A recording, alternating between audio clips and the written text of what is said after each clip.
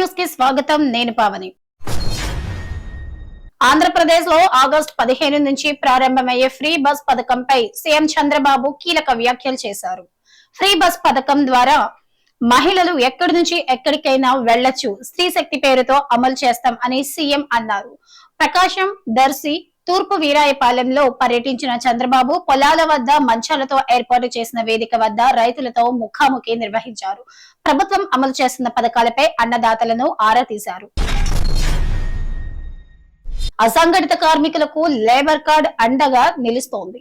జిల్లాలో అసంఘటిత కార్మికులు 25,000 మంది ఉన్నారు. కేవలం 110 రూపాయలు చెల్లించి రిజిస్ట్రేషన్ చేసుకోవడంతో లేబర్ కార్డు లభిస్తోంది. కార్మికులు రోడ్డు ప్రమాదం, పని ప్రదేశంలో ప్రమాదవశాత్తు మరణిస్తే 6 లక్షల రూపాయలు, సాధారణ మరణమైతే 1.30 లక్షల రూపాయలు ప్రభుత్వం ఆర్థిక సాయం అందిస్తోంది. కార్మికుడి కూతురు పెళ్లికి 30,000 రూపాయలు, డెలివరీకి 30,000 రూపాయలు ఇలా సాయం అందజేస్తోంది.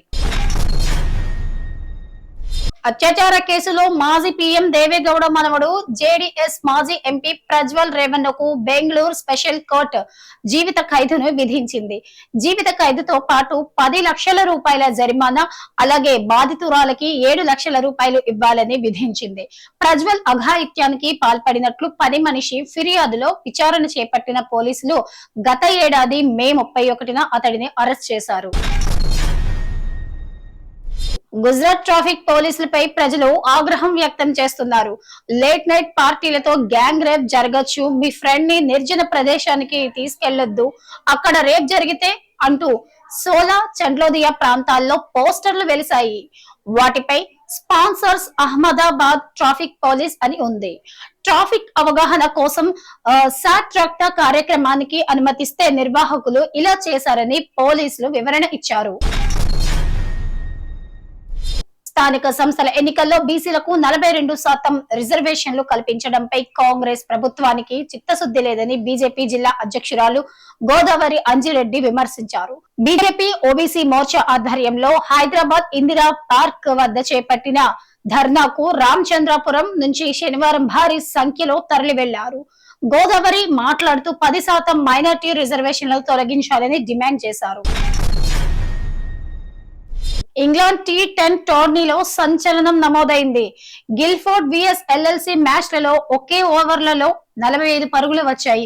ఇది ప్రపంచ రికార్డ్. ఇందులో ఎల్ఎల్సి బ్యాటర్ ఘనీ 38 పరుగులు చేయడం గమనార్హం.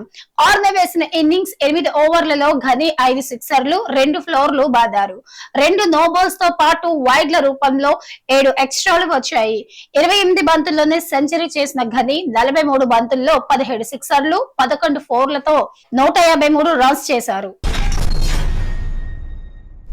స్టాఫ్ సెలక్షన్ కమిషన్ పరీక్షలకు సన్నద్ధమయ్యే అభ్యర్థులు ఢిల్లీలో భారీ ఎత్తున నిరసనలు చేస్తున్నారు.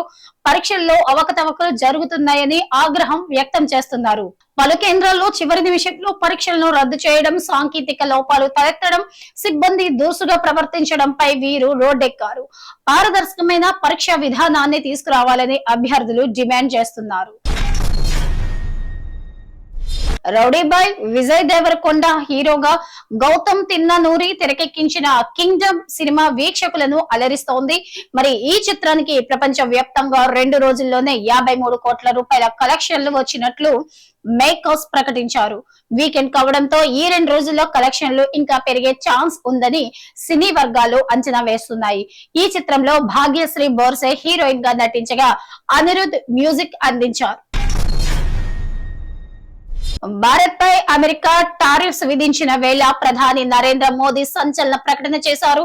మేడ్ ఇన్ ఇండియా వస్తువులే కొనడం, అమ్మడం చేయాలని పిలుపునిచ్చారు.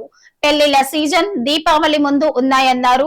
అయితే యూపీలోని వారణాసిలో ఆయన మాట్లాడారు. జాతిపిత మహాత్మా గాంధీకి నివాళిగా స్వదేశీ ఉత్పత్తులను ప్రోత్సహించాలని కోరారు. భారత సంపదను విదేశాలకు వెళ్లనివ్వొద్దని, దేశానికి నిజమైన సేవ అంటే ఇదేనని ఆయన పేర్కొన్నారు. ఆంధ్రప్రదేశ్ లోని అమరావతిలో ఈ నెల 13న బసవతారకం క్యాన్సర్ ఆసుపత్రికి సీఎం చంద్రబాబు భూమి పూజ చేశారని ఎమ్మెల్యే బాలకృష్ణ వెల్లడించారు. మరి ఈ సందర్భంగా ఏర్పాట్లను సిఆర్డీఏ అదనపు కమిషనర్ తో కలిసి పరిశీలించారు. 21 ఎకరాల విస్తీర్ణంలో ఆసుపత్రి నిర్మిస్తున్నామని, మొత్తం 3 దశల్లో పూర్తి చేస్తామని వెల్లడించారు. అటు మహిళా సాధికారిత ఆధారంగా తీసిన భగవంత్ కేసరి మూవీకి నేషనల్ అవార్డు రావడం సంతోషంగా ఉందని నందమూరి బాలకృష్ణ హర్షం వ్యక్తం చేశారు. ఇది వాళ్ళ టాప్ 10 న్యూస్. మరో టాప్ 10 న్యూస్ లో మళ్ళీ కలుద్దాం.